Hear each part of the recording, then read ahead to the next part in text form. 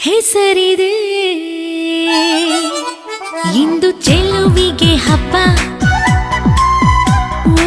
ಒಲವಿಗೂ ಹಬ್ಬ. ಇಲ್ಲಿ ಸುಮ್ಮನಿರದ ಮನಸ್ಸಿಗೂ ಹಬ್ಬ.